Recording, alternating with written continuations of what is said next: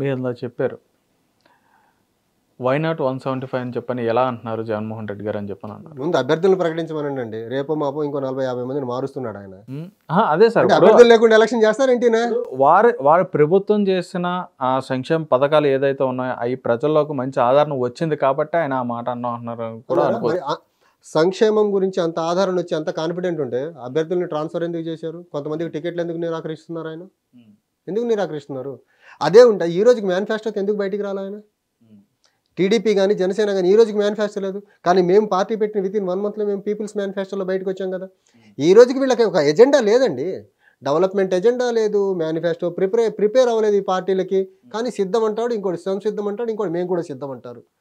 నాన్న మీరు ముందు మేనిఫెస్టో ప్రిపేర్ చేయండి, ప్రజలకు ఏం చేస్తారో చెప్పండి.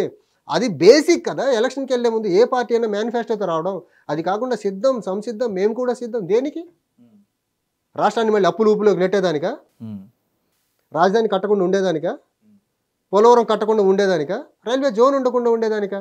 లేకపోతే కడప స్టీల్? ఇవన్నీ మీ మేనిఫెస్టోలో ఉన్నాయి, అన్నీ ఉన్నాయి. ఇవన్నీ ఇప్పుడు వరకు మీరు చెప్తున్న వారి మీద అయితే ఏదైతే వారు చేయలేదని చెప్పని అంటున్నారో అవన్నీ కూడా మీ వాటి మీద మా అధ్యక్షులు వారు కన్సిస్టెంట్గా ఫైట్ చేస్తున్నారు కదా. ప్రత్యేక హోదా అనేది ఆల్మోస్ట్ ఈ పార్టీలు మర్చిపోయిన పార్టీలు మళ్ళీ దాని గురించి మాట్లాడేలా చేసింది మా పార్టీ అండి, మా అధ్యక్షులు వారండి. విజయవాడలో, విశాఖపట్నంలో, ఢిల్లీ లెవెల్లో ధర్నాలు చేశారు దీనికోసం అనేసి.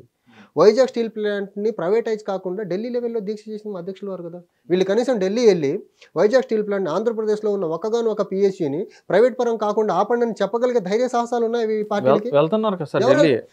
వెళ్ళి ఏం చేస్తున్నారు? వెళ్ళి ఏం చేస్తున్నారు?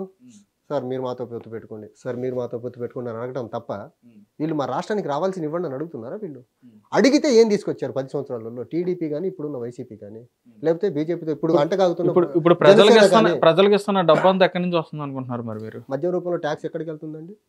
చెత్త పన్ను ఎక్కడికి వెళ్తుందండి? హౌస్ పన్ను ఎక్కడికి వెళ్తుందండి? ఇవన్నీ ఎక్కడ జగన్మోహన్ రెడ్డి గారి జేబులోకి వెళ్తున్నాయా? కాదు కదా. మళ్ళీ తిరిగి ప్రజలకు వస్తున్నాయి. ప్రజల సొమ్ము ప్రజలకి ఇస్తున్నారు, అది కూడా సగం నొక్కేసి. వీళ్ళ పర్సంటేజ్లు, వీళ్ళ పేపర్స్కి ఇచ్చే యాడ్స్, వీళ్ళ పబ్లిసిటీలు సగం డబ్బు అక్కడే దుబారా అవుతుంది కదా వీళ్ళ పబ్లిసిటీ పిచ్చకి. నేను ఇందాక చెప్పాను కదండి, ఏదన్నా స్కీమ్ బిఫోర్ లాంచింగ్ ఒక 4 రోజులు పబ్లిసిటీ, జగన్ గారి పేపర్కి టీవీకి డబ్బులు వెళ్ళిపోతుంది.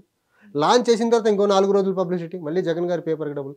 వీళ్ళకి 1000 కోట్ల రూపాయల డబ్బులు వస్తే వీళ్ళకి మాత్రం 1000 రూపాయలు, 2000, 1500 ఆ డబ్బేమో వీళ్ళకి వస్తుంది.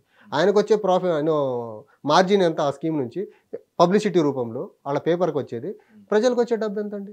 ఒక కుటుంబానికి 1000 రూపాయలు వస్తే ఒక్కొక్క జగన్మోహన్ రెడ్డి ఒక పేపర్ టీవీకి 1000 కోట్ల రూపాయలు వచ్చేస్తుంది యాడ్ రూపంలో. సమస్య లేని ఇల్లు ఉండదు, పరిష్కారం లేని సమస్య ఉండదు. బంధాలు గొప్పవి, బాధలు చిన్నవి. మీ సమస్యని మేము పరిష్కరిస్తాం. రండి మాట్లాడుకుందాం.